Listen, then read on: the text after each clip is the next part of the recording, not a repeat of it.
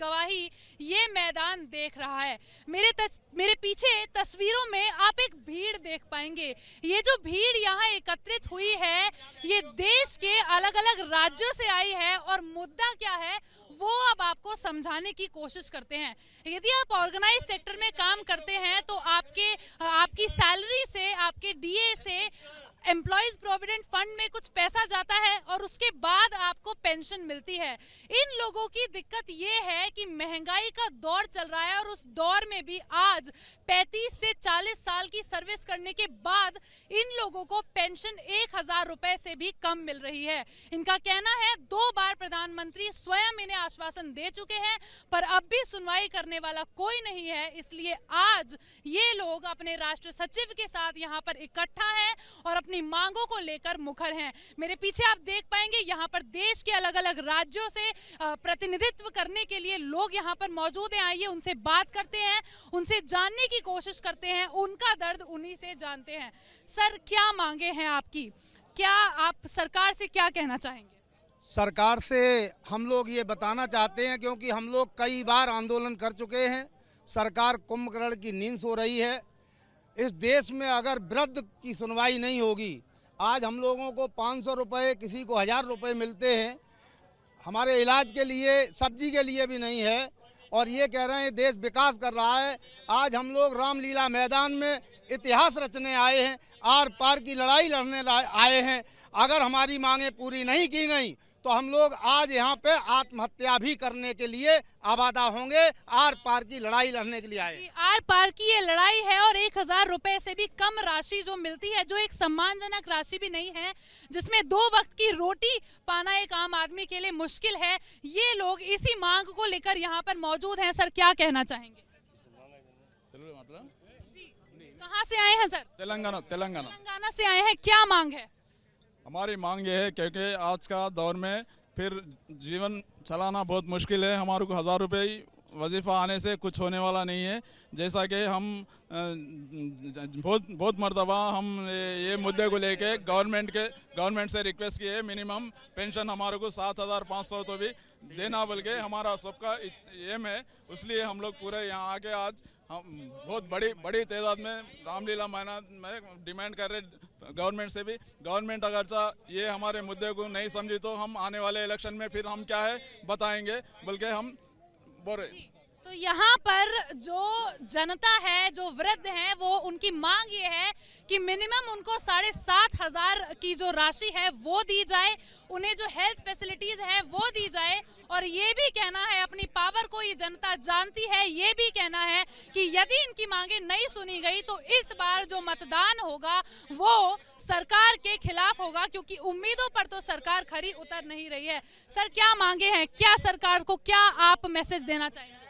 सरकार जो है, हमारा पैसा उन्होंने लिया है, हमारे पैसे का ब्याज भी नहीं दे रही सरकार।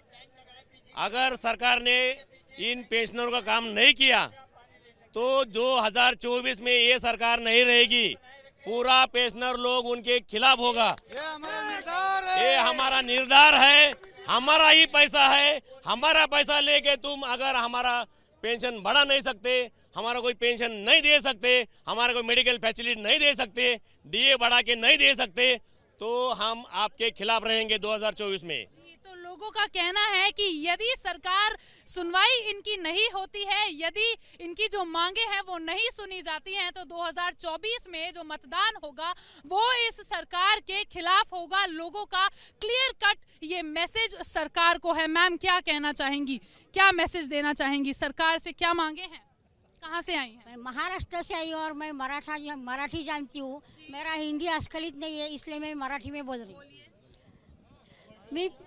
मी पुणे जिल्हा आणि पिंपरी चिंचवडच्या PCMCच्या कमिटीच्या अध्यक्ष या नात्याने सगळ्या पदाधिकाऱ्यांच्या वतीने सांगू इच्छिते की कमांडर साहेबांनी आमच्यासाठी पेन्शन हक्क जागृतीसाठी जे बीज रोवलेलं आहे आणि जो संघर्ष निर्माण करून आमच्या हक्काची जागृती की जे आम्ही निद्रिस्त होतो, ते आम्हाला सुप्तावस्थेत होतो, ते आम्हाला जागृत करून आमच्या हक्कासाठी केलं, तर त्या लढ्याला आम्ही शेवटपर्यंत पाठिंबा देणार आणि इथून पेन्शन घेतल्याशिवाय आम्ही इथून जाणार। जो इनका कहना है, इनके हक की जो जो राशि है वो इन्हें दी जाए।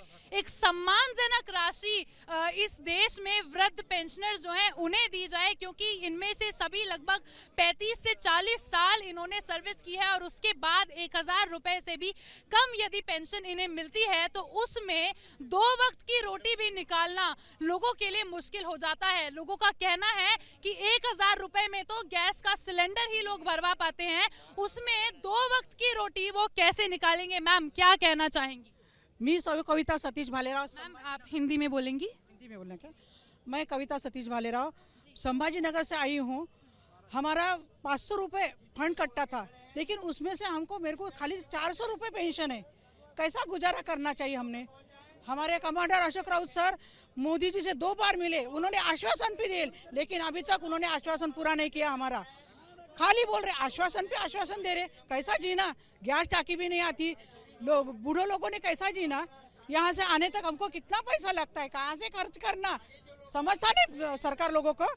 हमारी पेंशन बढ़नी चाहिए, हम पेंशन लेके ही यहाँ से जाएंगे। जी, तो पेंशन लेकर ही यहाँ से जाएंगे, कैसे गुजारा करें ये सवाल है। आगे मैम अगर आज आपकी सुनवाई नहीं होती है तो आगे क्या कीजिएगा?